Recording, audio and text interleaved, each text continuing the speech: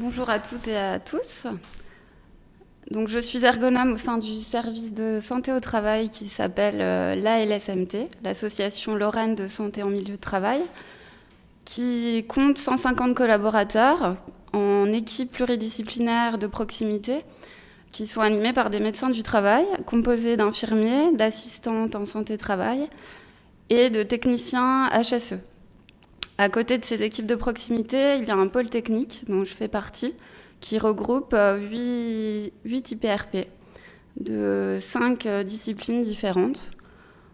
Et on est sur tout le 54, sur toute la Meurthe-et-Moselle. Donc on suit les entreprises, on conseille les employeurs, les salariés, sur la prévention des risques sur ces entreprises-là.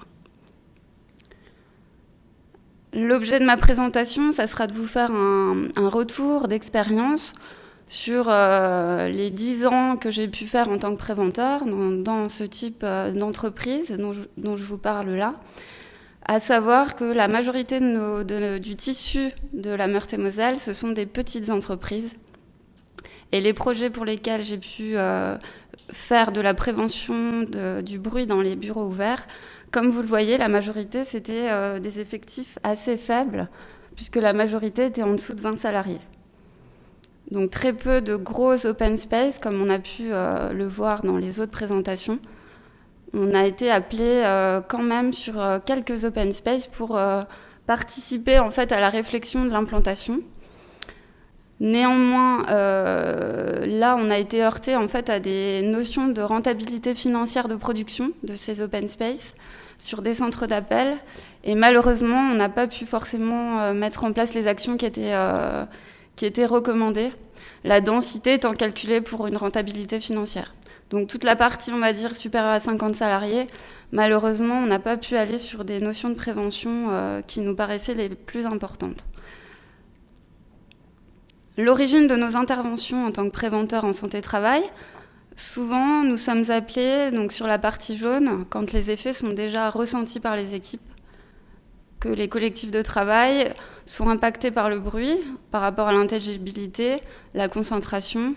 Voilà, au niveau individuel, la fatigue, on a pu le voir ce matin, hein, les différents effets qui sont mentionnés par le bruit, et les effets sur l'entreprise. En tant que préventeur, on va essayer de travailler sur les causes qui sont en vert et de travailler donc, sur l'installation, l'aménagement des postes. En travaillant à la fois sur l'activité de travail, donc la quantité, contenu des échanges, et la densité, on se rend compte que sur ce type de projet, le fait d'être appelé à la fin, trop tard, une fois que les installations sont déjà faites, on a peu de marge de manœuvre, c'est-à-dire que les équipes sont déjà en place et on va avoir peu de modifications à pouvoir apporter à ce type d'installation. D'autre part, nous, préventeurs en service de santé, nous ne sommes pas acousticiens.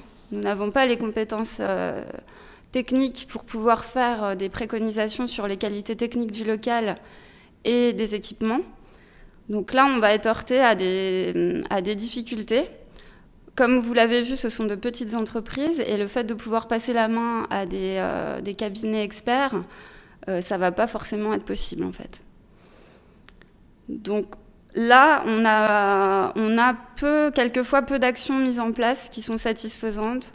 Donc pour nous préventeurs, pour le médecin du travail, pour les salariés et pour l'employeur. Parce que appelés trop tard et que les locaux en place ont été conçus sans regard prévention. Les modifications coûteraient bien souvent beaucoup d'argent et seraient peu applicables pour l'employeur. Alors notre objectif, là, ça fait quelques années qu'on réfléchit à aller au-delà de ces difficultés. Notre objectif en tant que service de santé au travail et de préventeur, c'est de partir donc, sur les causes et d'être appelé en amont des projets d'aménagement pour travailler sur la conception et l'aménagement des locaux et avoir plus d'amplitude, plus de facilité sur l'activité des salariés, l'organisation, la densité, pour pouvoir aménager au mieux les espaces. Donc c'est le projet de notre service, l'objectif étant de communiquer le plus possible auprès des adhérents pour qu'ils puissent nous appeler à ce niveau de réflexion, en amont.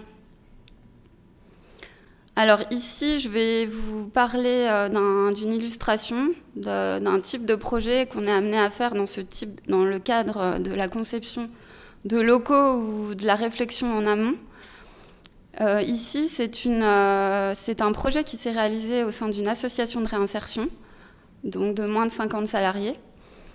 Et la demande de l'employeur, donc qui s'est adressé au médecin du travail, était de lui fournir des références, de lui donner des conseils sur les casques téléphoniques et les séparations acoustiques dans le cadre de l'acquisition d'un nouveau site. Ils étaient en fait sur un site sur Nancy, et ce site devenait trop petit. Les équipes techniques n'avaient pas suffisamment de place, donc l'idée était d'occuper un deuxième site. Sur ce nouveau site, 8 personnes vont être amenées en fait à travailler dans un même local, et leur activité consiste à faire des appels téléphoniques. C'est l'équipe médiation, donc ils sont censés appeler des clients pour faciliter leur paiement auprès de prestataires d'énergie. Voilà leur cœur d'activité. Donc ça, c'est ce qu'on a comme information quand on appelle l'employeur. À la première rencontre, en étayant un petit peu les propos, en posant des questions, on se rend compte que certains salariés sont opposés au déménagement. Ce deuxième site étant sur un site dit sensible, dans une zone prioritaire, l'environnement de travail va changer, les accès vont changer, et certains salariés sont opposés au déménagement.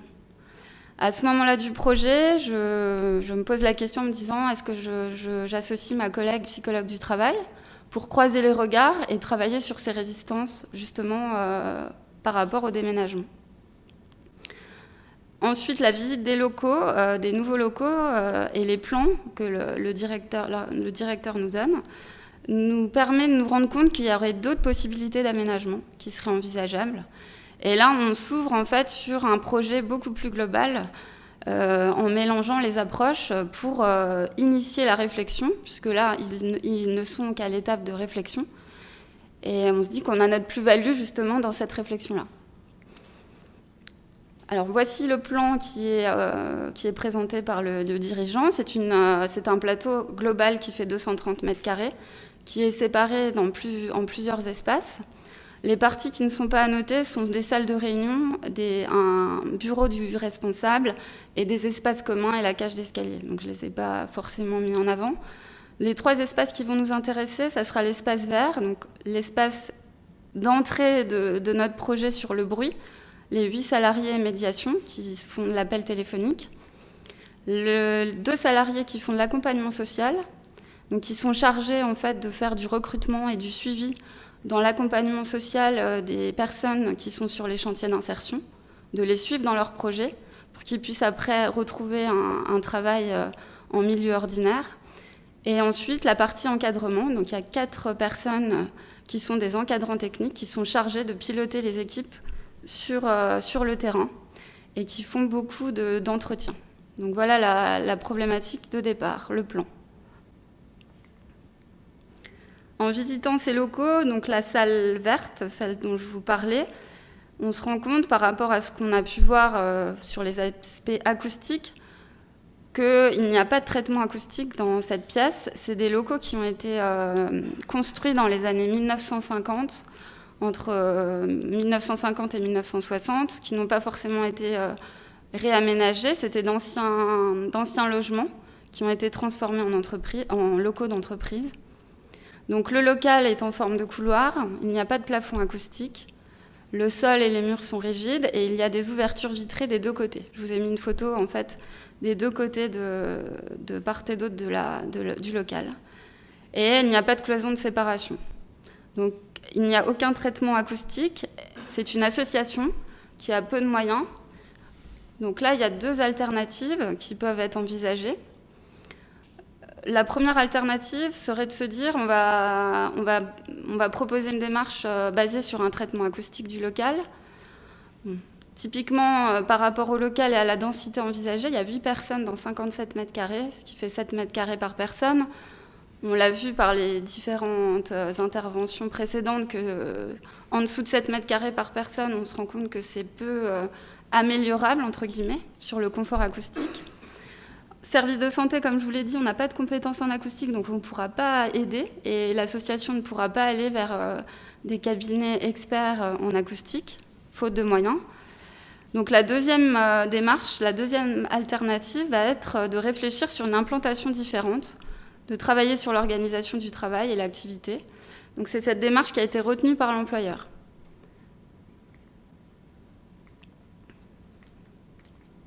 Donc co-animée par moi-même et par ma collègue psychologue du travail, la proposition d'intervention sera un travail donc, sur l'activité de travail réel, donc c'est vraiment notre spectre d'intervention en tant qu'ergonome pour définir les besoins et les enjeux. Ensuite, on travaille sur les plans des futurs locaux en proposant différents scénarios à l'employeur. Et la troisième étape, c'est vraiment de faire des réunions de travail en projetant l'activité dans les nouveaux locaux. Ça nous permet également d'identifier des résistances et de travailler sur la plantation future. Ces réunions de travail-là, elles sont dans la co-construction puisque la direction en fait partie, les salariés en font partie. Et ce qui est intéressant, c'est que c'est les trois services en fait, qui sont concernés par le déménagement font partie également de la réflexion. Donc ça permet une approche assez globale sur la problématique du déménagement. Les résultats de nos réunions de travail et de nos observations nous ont permis d'identifier en fait, l'activité, les besoins pour chaque service et l'impact possible du déménagement tel qu'il a été envisagé au départ par la direction. L'équipe médiation, comme on l'a vu, elle est majoritairement, son activité est au téléphone.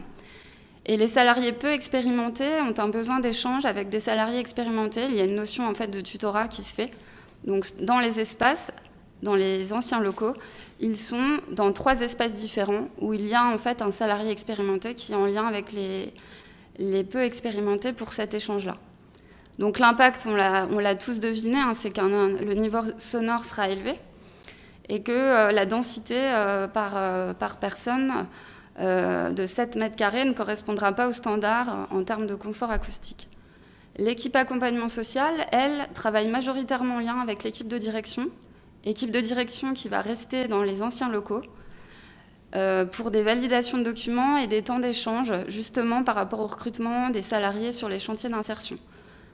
Donc là, la direction se dit, et l'équipe accompagnement se dit que le déménagement va provoquer beaucoup de déplacements, une perte de temps et des échanges de documents pour validation qui risquent de retarder en fait les procédures de travail et peut-être l'efficacité dans la démarche globale de l'entreprise. Cette équipe accompagnement, elle a un besoin régulier également d'une salle de réunion pour faire des entretiens collectifs avec l'ensemble des personnes qui sont retenues pour être sur les chantiers d'insertion. L'équipe encadrement, de par son activité, ses titres, sont habilités et font des entretiens assez réguliers avec les équipes pour débriefer et échanger. Le fait qu'ils soient dans un local partagé à 4 ne permet pas de faire cette activité-là sur le local, dans le local, et donc ça implique que la salle de réunion sera également occupée par ce service-là.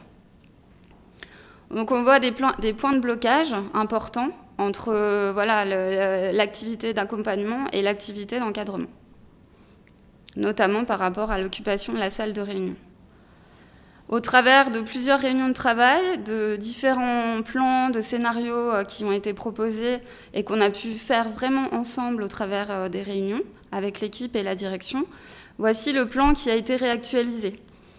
Le levier majeur du changement par rapport au premier plan que je vous ai montré, c'est que l'équipe accompagnement social, elle reste dans les anciens locaux par rapport aux problématiques que je vous ai présentées pour la facilitation de travail avec la direction. Donc ça, c'est un postulat qui a été retenu par la direction.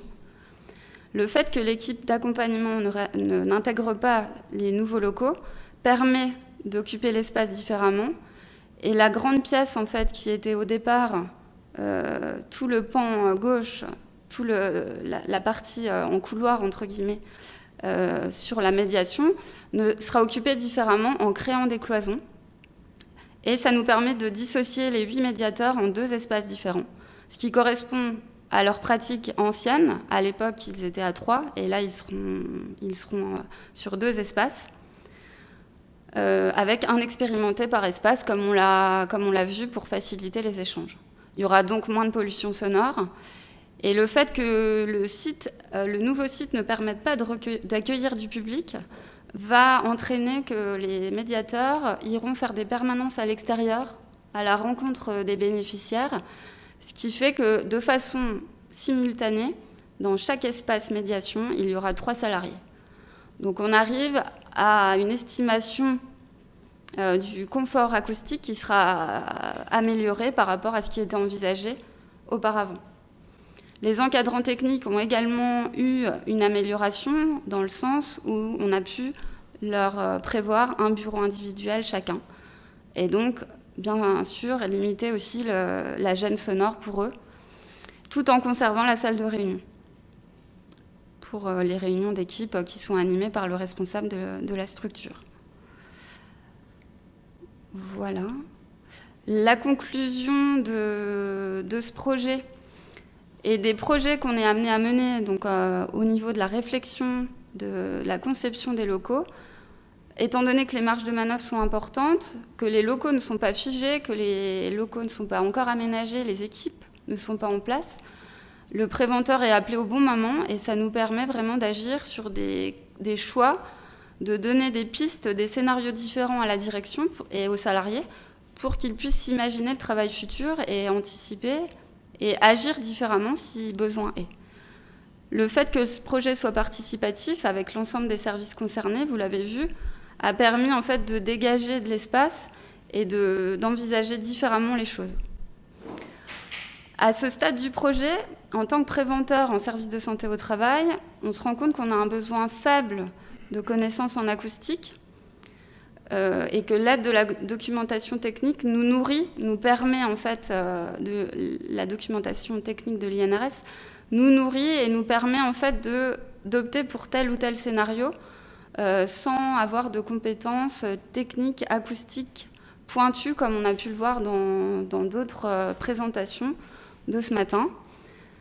Et l'autre point majeur qui a fait que ce projet a pu aboutir, c'est que les travaux de cloisonnement étaient réalisés par les salariés qui sont en chantier d'insertion de l'association.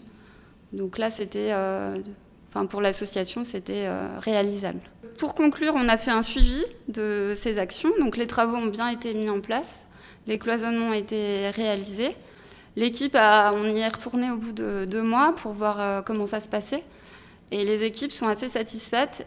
Et au niveau du ressenti, voilà, il n'y a pas de problématiques majeures qui sont apparues au niveau de la gêne sonore. Donc pour nous, c'est un gage de qualité.